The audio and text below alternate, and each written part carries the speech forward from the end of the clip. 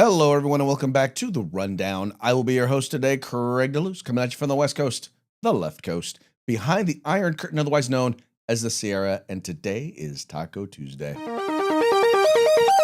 It's raining tacos from out of the sky. Tacos, no need to ask why. Just open your mouth and close your eyes.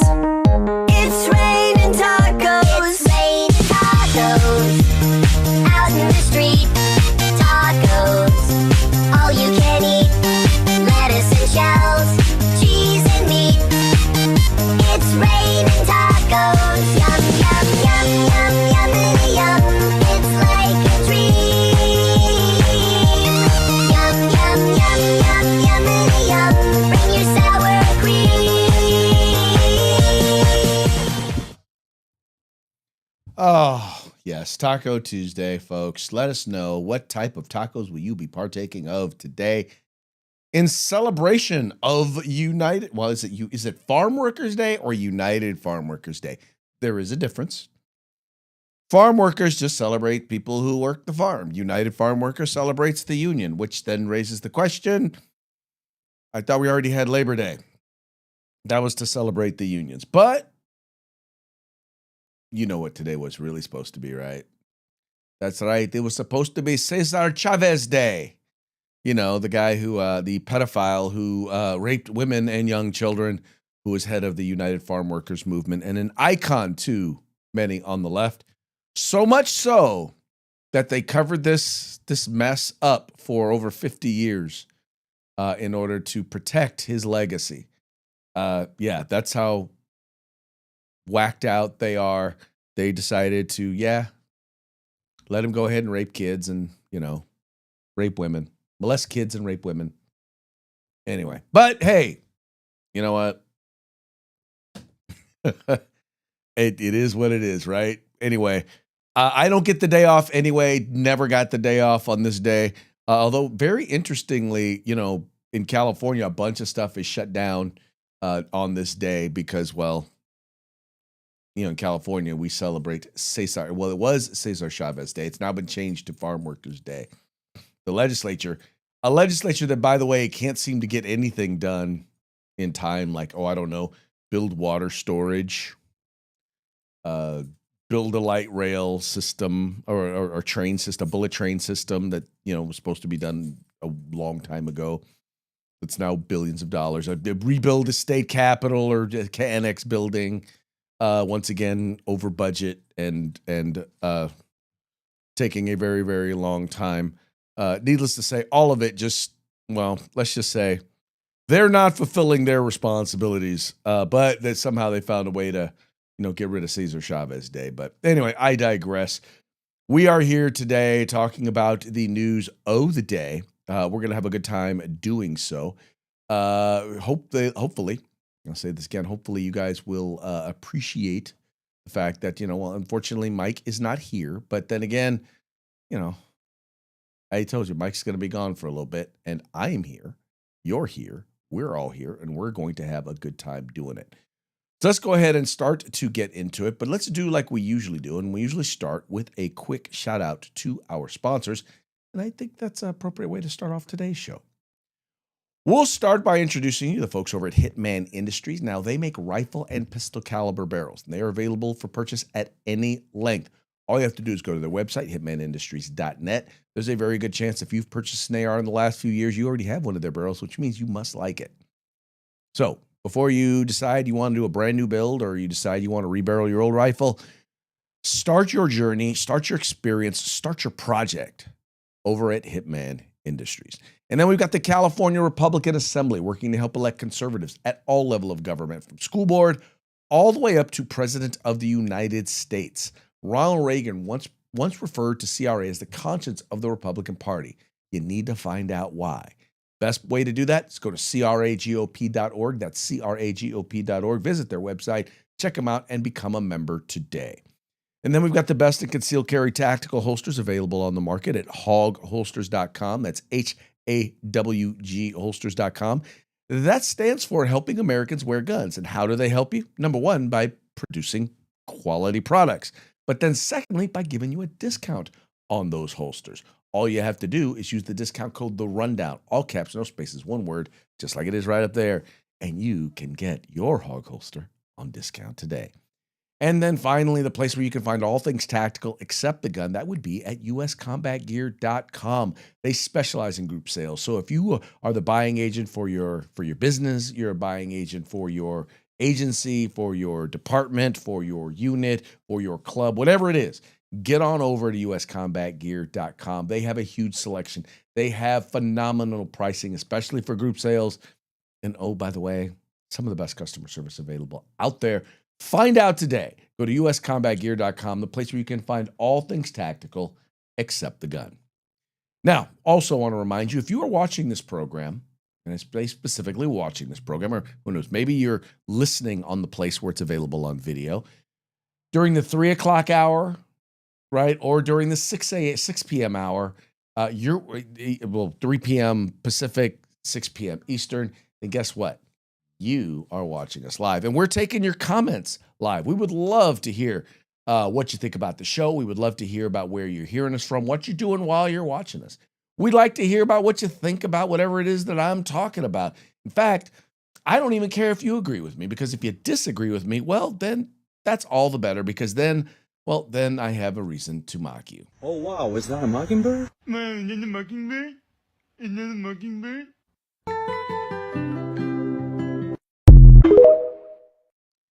Yeah, as Mike would say, we will mock you. Not, by the way, not because we want to be mean. I do it largely because it's fun.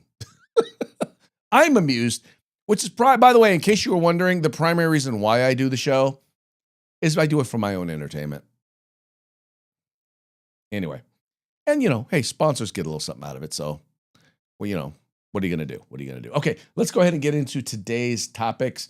We're going to start here with one that I think is a big win for America. It's a big win for children. It's a big win for sanity and for traditional values here in the United States. And that was a decision by the Supreme Court.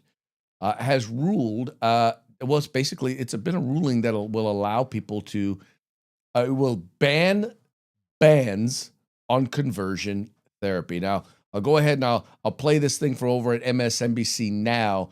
And you'll see, well, anyway, I'll play this clip from MSNBC Now, and then we'll talk about it on the flip side. It bans conversion therapy. It was overwhelming, an 8-1 ruling. The justices determined that Colorado's law, which censors certain conversations between clients and counselors based on their viewpoints, violates the free speech clause of the First Amendment.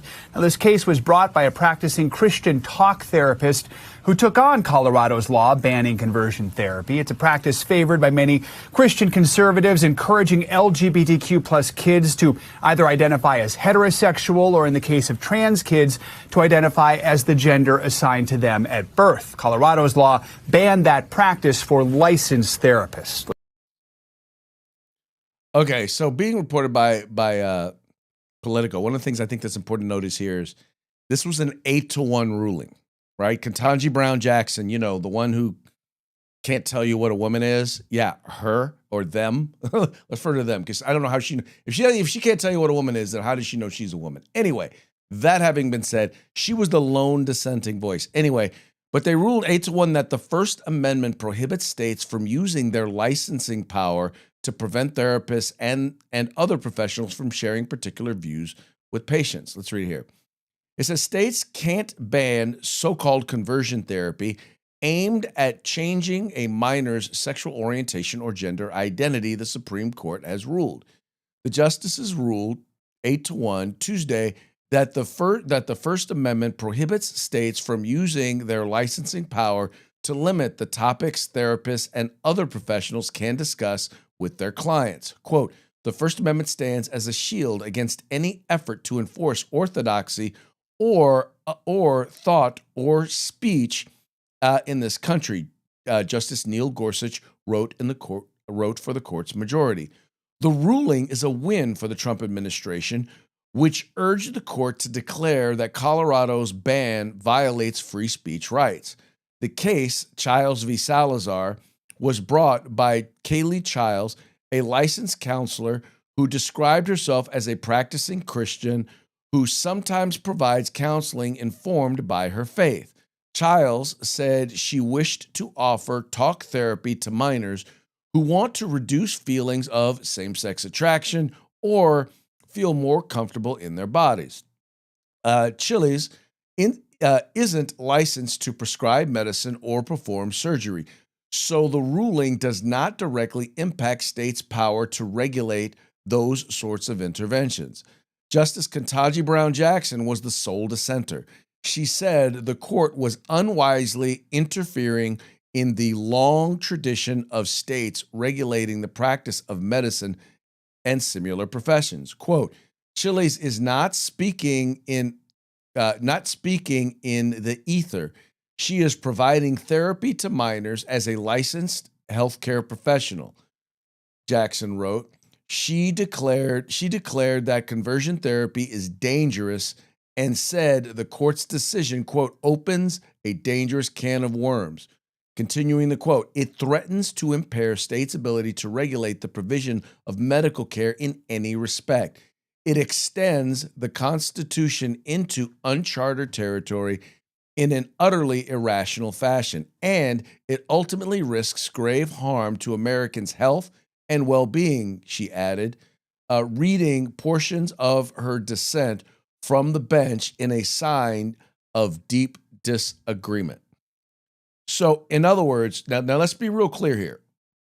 What Justice Brown Jackson is saying is there is this orthodoxy that we want to teach, that we want to push. And if you are a licensed therapist, so in other words, she is a professional. She's talking about here, she is a professional. She's talking about dispensing healthcare in the words that she uses as a therapist. So you trust her, but you only trust her to use the words that you want her to use. In other words, even though there is no real studies, there's no real evidence that, when it comes to, in particular, when we're talking about transgenderism, but what also we're talking about homosexuality, there's no evidence that either conversion therapy works or that it does work, or at least there's no irrefutable evidence either way, right?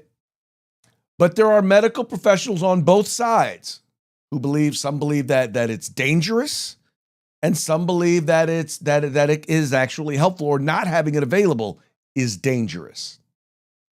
And so you want the state to be able to pick a side on that, ignoring the medical professionals. But at the same time, she states that the medical professionals, well, she ought to be held to a greater standard because she's a medical professional. And the standard that she ought to be held to is it what works? Is it is it the standard where there is clear and convincing evidence, where there's irrefutable evidence that it works? No. It's only that's what the state orthodoxy is. See, the whole point here is that the rights that exist, it's about limiting the state's ability to infringe upon your rights.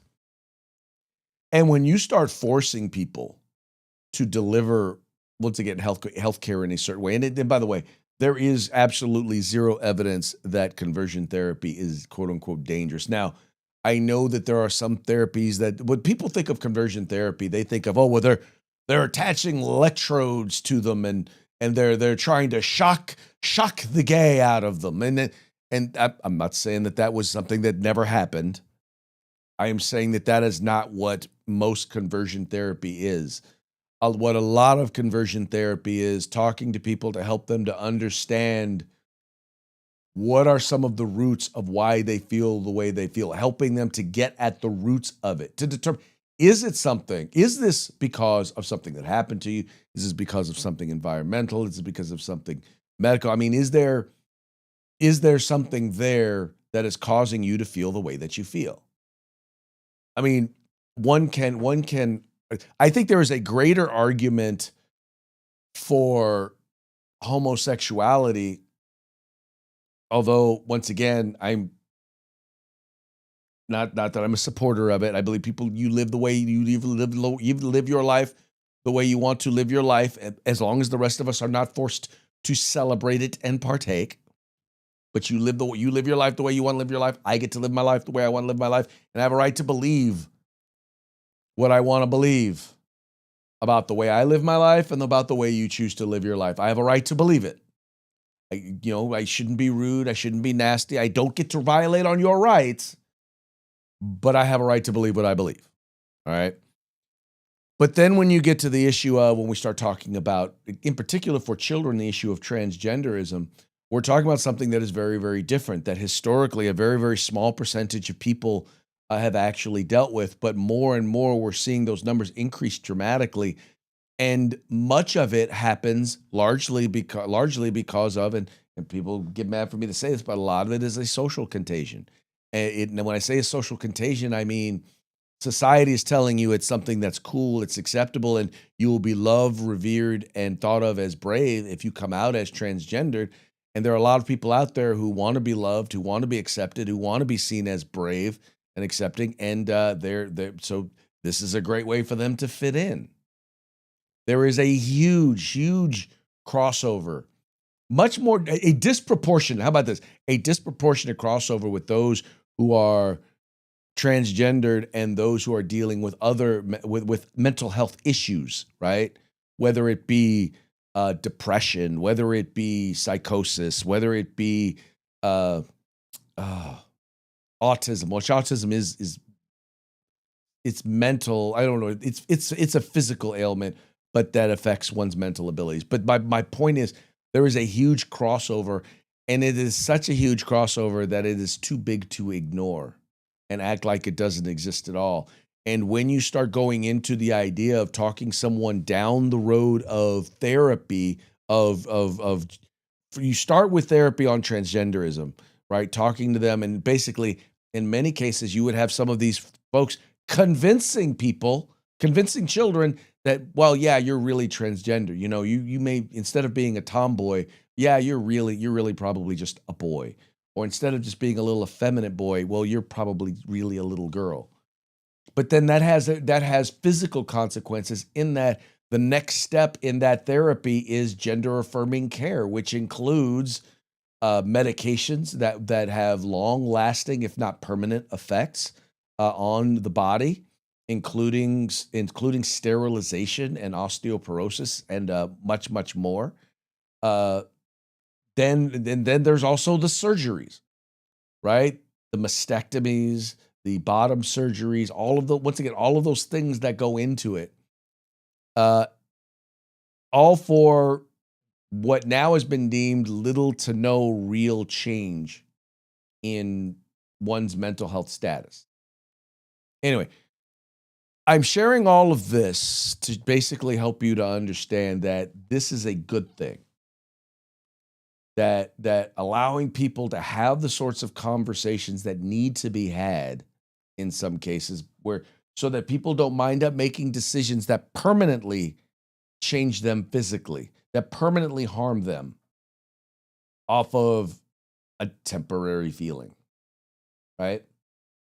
This is also important because it doesn't require, it removes the requirement that we all, regardless of our religious beliefs, that we all now basically get on board with the new gender ideology that has become almost a religion among the left, and it just ain't right, and it ain't working, and it needs to be taken back. And I am glad that and once again, this was an 8-1 decision. 8-1 decision, meaning there was only one person. So the other two liberals, so you had the 5 conservative justices, you had the one squish in the middle, that would be Justice Roberts, and then you had the 2 of the 3 liberals on the court, all agreed that this was a matter for the First Amendment. Because here's the thing that they also were concerned about was, what happens if a law were passed in a red state that made it so that you couldn't talk to somebody at all about gender ideology. Right now, you notice the only real laws that are being passed on this are being passed or that are affecting minors. And even on the ones that are affecting minors, they're only banning the medical portion of it, meaning the medications and the medications and the surgeries. Right? Those are the only ones those are the only areas where it's being banned. Is once again the physical permanent stuff. So I think what they were concerned of was that you might start to see this extend into that as well, and so that's one of the reasons why I think you saw two of the other justices come on board with that position. Today was a pretty big day in terms of, or it's been pretty big in terms of court rulings. And there's another court ruling that took place that was not favorable to the president, and that has to do with funding of NPR or National Public Radio. Did I upload that video? I do not know if I did. I did not. Okay. Well, here I can go ahead and just read the story to you. Just gotta find it over here. Here we go. Okay, this is a story over at CNN. It reads, federal judge rules Trump ordering NPR and PBS funding was unconstitutional. A federal judge on Tuesday ruled that a key part of President Trump's executive order targeting NPR and PBS was unconstitutional, blocking the administration from denying federal funds based on editorial viewpoint.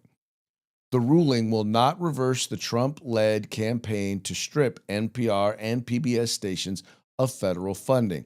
Last summer, Republicans in Congress rescinded federal support over objections from the public media advocates. Nevertheless, the ruling is a First Amendment victory. Today's ruling is a decisive affirmation of the rights of free speech and independent press, and a win for NPR, our network of stations, and our tens of millions of listeners nationwide, NPR CEO Catherine Mayer said in a statement. The court made it clear that government cannot use funding as a lever to influence or penalize the press, whether as a national news service or as a local newsroom, Mayer said.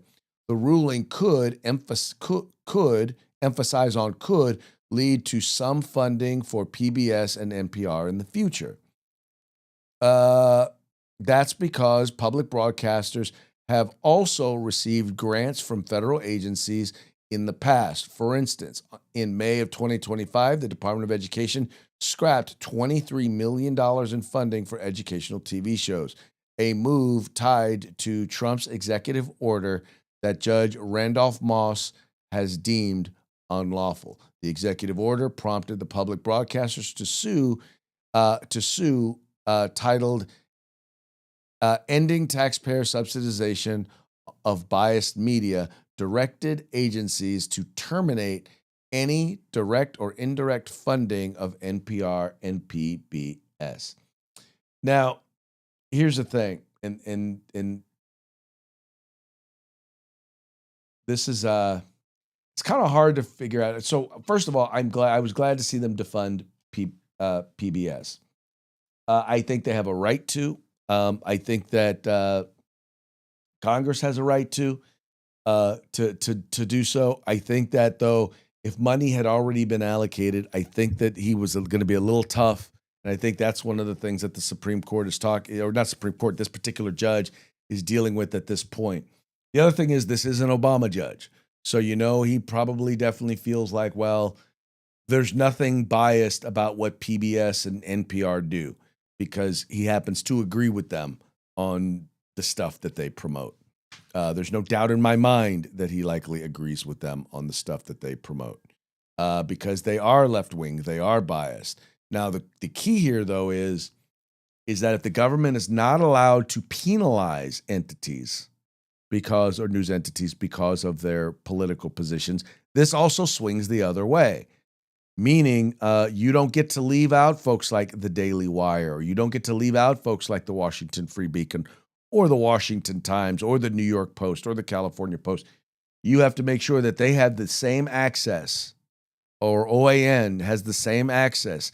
Newsmax has the same access as other media sources. You don't get to penalize them because you don't like their news coverage, because you don't like their editorial content. So this swings both ways. Now, I'm sure this is not the last that we will hear of this. But I would much rather to be honest with you, if I had a choice between do they need to fund conservative and liberal, I'd rather see them not funding either. You want to run commercials on there, run commercials on there. But I think that in the name of equal time, you need to make sure that those resources are dispersed evenly amongst the ideologies if you're going to use it for advertising, but not so that you can support editorial content of one political stripe or the other.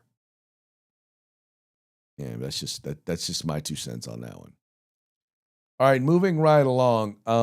This was something that I totally saw coming, and I saw it coming because it's here in California. And it's something that I don't understand why this hasn't come to be a lot sooner in various different areas of the country, especially in places like New York. Well, guess what, folks? Here it is in one of the highest tax states in the country. They're now looking at another tax, and this time it is going to be an excise tax on guns and ammo. It says owning a firearm in New York isn't exactly a trivial matter. The state really doesn't want you armed, and if you're going to own a firearm, they've got a lot of laws in place to discourage you from doing so. That's especially true with handguns, but it doesn't necessarily stop there. Still, they can't ban them entirely. They might want to, but they can't, and they've been smacked down by the Supreme Court too much to try it. That doesn't mean they've stopped trying to make it an even bigger pain in the posterior. In fact, while guns aren't super cheap as it is, they're trying to make them even more expensive. And this is an article that he has here. It says, the latest such effort by anti-gun Democrat lawmakers is a proposed tax on guns and ammo in an attempt to make it too expensive for the average New Yorker to keep and bear arms. Quote, if they can't outright confiscate your firearms, they will make sure you cannot afford to buy or shoot them. NRA's Institute for Legislative Affairs wrote in a recent legislative update. Former Chief Justice John Marshall once famously proclaimed that the power to tax is the power to destroy. Albany Democrats understand this axiom all too well, and it appears to be the motivation behind their latest push. The measure, S5813-A, would impose an 11% excise tax on the sale of firearms and ammunition in the state. Of course, violent criminals who mostly get their guns through illegal means would not be affected by this proposal, only law-abiding gun owners. To add insult to injury, the bill would take away newly stolen, quote, tax dollars and launder them into a gun violence prevention and school safety program also created by the legislation. Now, mind you, these programs, these gun safety programs that they create, none of them promote gun safety. Absolutely none of them. I can't say absolutely none of them. I've yet to come across one that actually promotes gun safety. Not a one. Not a single one. Now, that does generally go to fund organizations that try to ban guns, that try to restrict your rights to keep and bear arms. But I've never seen the money go to actually ban guns. So anyway, this is something that I'm surprised we don't see in more anti-gun states. But it's basically a poll tax for guns. In other words, they're going to make it so that you can't afford. I mean, keep in mind, they already require you to get a license, right? They already require you to, in some cases, they require you to get insurance. right? They've already require you to take classes if you want to conceal carry. Some places like California, they actually want you to have to take a class to own a gun, right? They want you to get certified to be able to own that firearm, right? They make you take a test. By the way, you got to pay for that test. And then now they're going to put an excise tax on guns and ammunition to make it cost prohibitive. The only people who are really going to have a hard time with this are going to be low-income people living in high-crime communities. They're the ones who are going to have the issue. They're the ones who aren't going to be able to afford it, meaning, and oftentimes, the constituents of these very same politicians. But hey, you know what? I guess the attitude of those politicians are, well, they're poor. They can't afford rights. I guess that's their attitude. Maybe. Anyway, moving right along. Trump allies, go get your own oil. Wow. Okay. I'm gonna play this. This is a blogger or a podcaster. I love his attitude. I do. And I love his attitude especially because he's British, and he's one of the people that he's one of our quote unquote allies that Trump is talking to. Donald Trump has posted something else on social media. It is important because it is a president. It is unimportant because it is this president. And this president can undo what he did 10 minutes ago in 10 minutes' time. So I'll read it to you, but with the constant caveat that unlike the markets, which have little choice but to treat everything as if it's ex cathedra, we don't. All of those countries that can't get jet fuel because of the Strait of Hormuz, like the United Kingdom, which refuse to get involved in the decapitation of Iran, I have a suggestion for you. Number one, buy from the US, we have plenty. And number two, build up some delayed courage, go to the Strait and just take it. You'll have to start learning how to fight for yourself. The USA won't be there to help you anymore, just like you weren't there for us. So Donald Trump is now claiming that he has helped us by precipitating the closure of the Strait of Hormuz.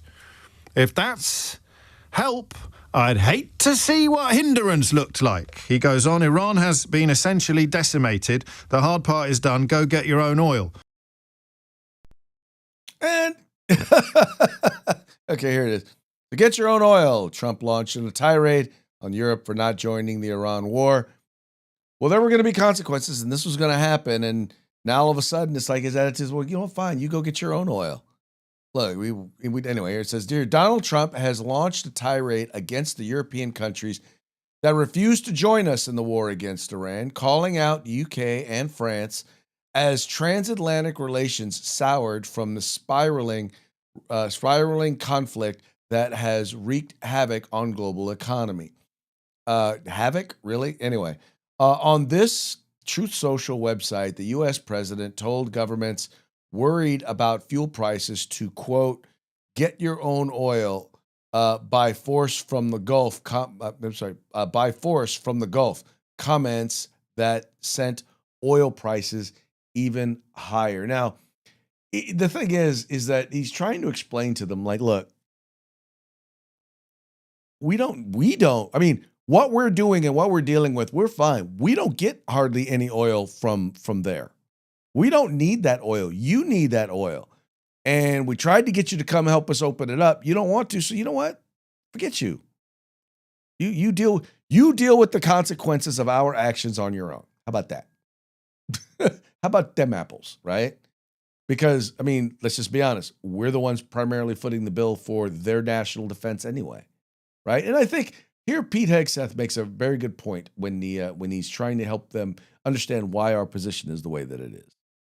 This is an international waterway that we use less than most, in fact, dramatically less than most. So the world ought to pay attention and be prepared to stand up. President Trump's been willing to do the heavy lifting on behalf of the free world to address this threat of Iran. It's not just our problem set going forward, even though we have done the lion's share of preparation to ensure that that strait will be open, which is an outcome.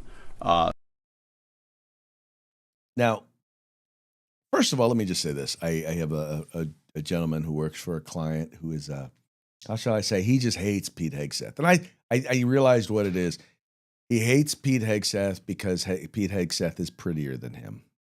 That's really what it comes down to. Pete Hegseth is more articulate. He is more handsome and very, very well thought out. And he also happens to believe By the way, he's an editor of a publication. He also happens to believe whatever the left-wing media tells him to believe. He takes his orders well. Anyway, all that having been said, all I can say is this, is that we've had, a total of 13, 14 soldiers die in this 1 month, in this about a month-long war, in this conflict. When we took out Maduro, we had nobody die. Every single military action that we've taken has been, and by the way, over half of those folks that died in this military conflict, it was in one incident that would have happened if they were training. It was a fuel tanker, a plane was trying to refuel, and it collided with the plane that was refueling it. It was a freak accident. It had nothing to do with actual battles. Anyway, all that having been said, the point that he's making here is, we ask you to join us to help us as we are trying to help you. If you're not interested in being helped, you need that oil way more than we need that oil. And for those of you who are like, oh, well, the markets are going crazy.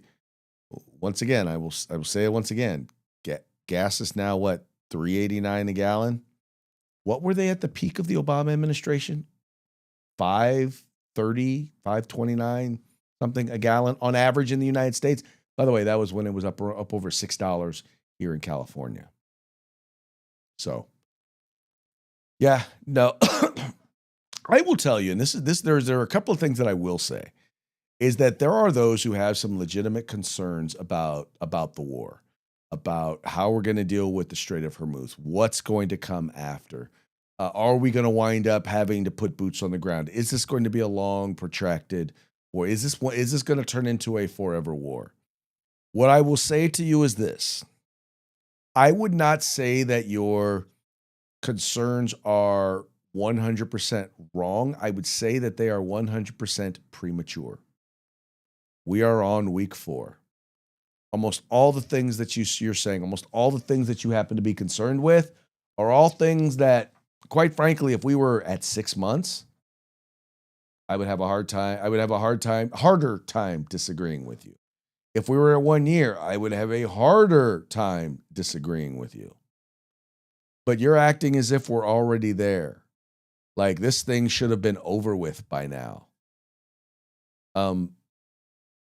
That's just not how these things mostly work. And the only reason you have this expectation is because it is Donald Trump. And it doesn't really matter how long it takes, because as far as you're concerned, it would be too long.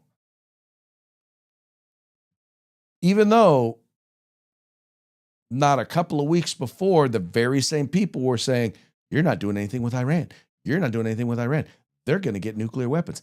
They just killed 30,000 other people, and you're going to do nothing because you're nobody, Mr. President, because you're mean, because you're a snake oil salesman, Mr. President. That's their attitude. That's their attitude.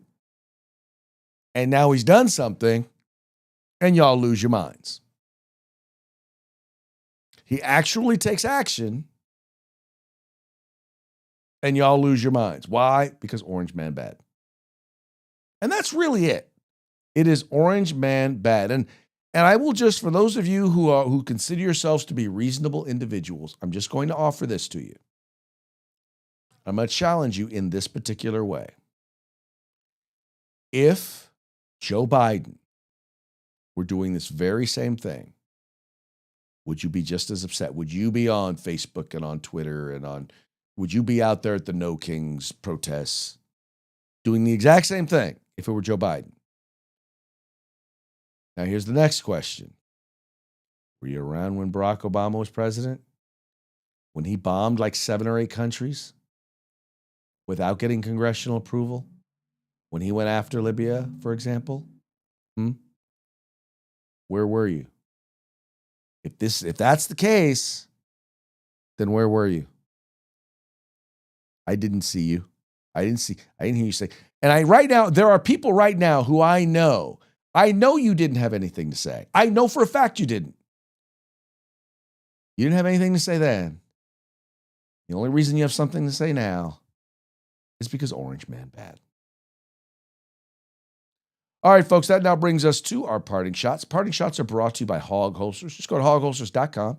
Use the discount code The Rundown, all caps, no spaces, one word, and get your Hog Holster today. This little segment here from Fox News, I'm going to play it in its entirety because it just goes to show you these are the people that were at the No Kings rallies this weekend, the No Kings marches, the ones who are marching against our imaginary king. Yeah, these are the people who were out there that they will not show you, that MS Now, ABC, NBC, none of them will show you these folks because, well, it just kind of makes them look stupid. No King's Day! No freaking Kings! No kings in the USA. No King's Day! Woo!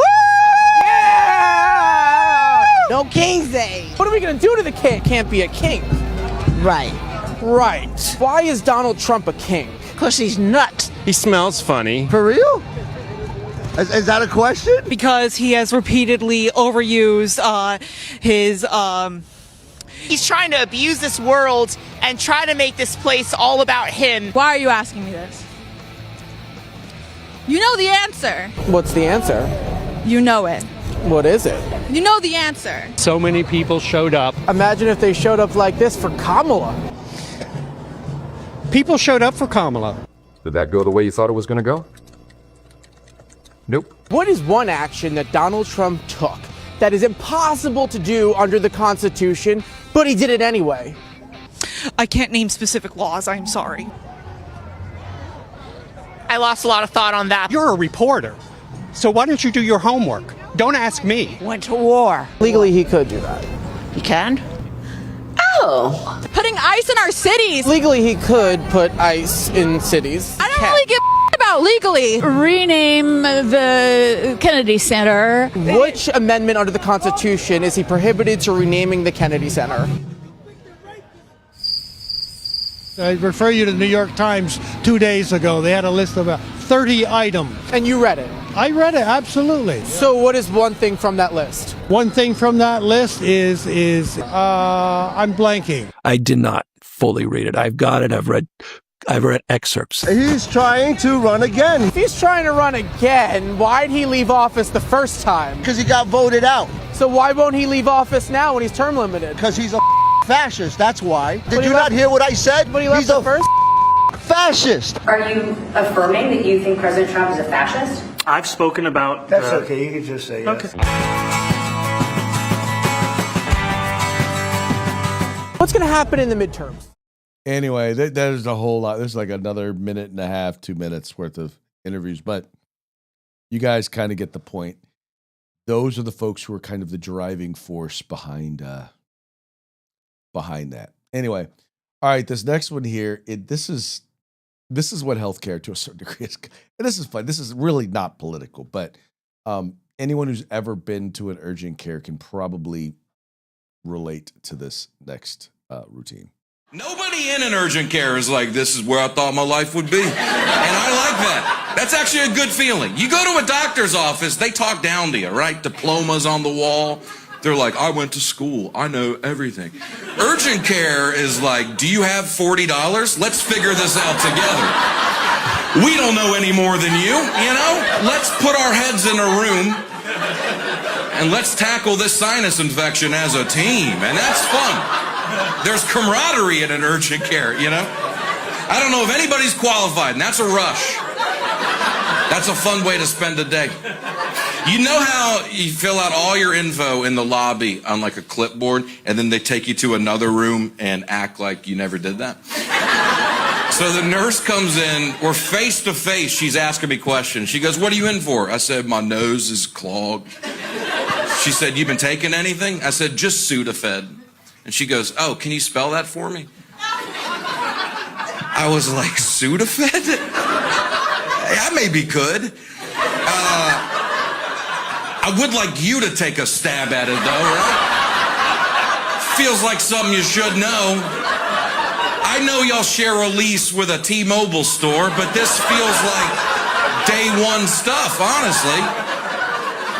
Look, I've been taking ibuprofen as well, so maybe I sounded that one out. You can write that down phonetically.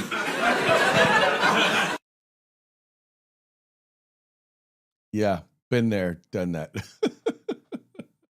Okay. All right, this last one. I just have to say, this is on behalf of all Californians. Let me just say, what are y'all waiting for? You know, you can say what you want about California's crazy politics, and they are crazy, but it is a gorgeous place. I just can't wait for the United States to recolonize it. What's taking y'all so long? What is taking y'all so long? We keep getting good conservatives, good Americans leaving California. We need y'all to come to California, recolonize it, help us take back our government, please. Please. The conservative exodus has got to stop. All right, folks, that now brings us to the end of our program. But before we go, we're going to give one more quick shout out to our sponsors.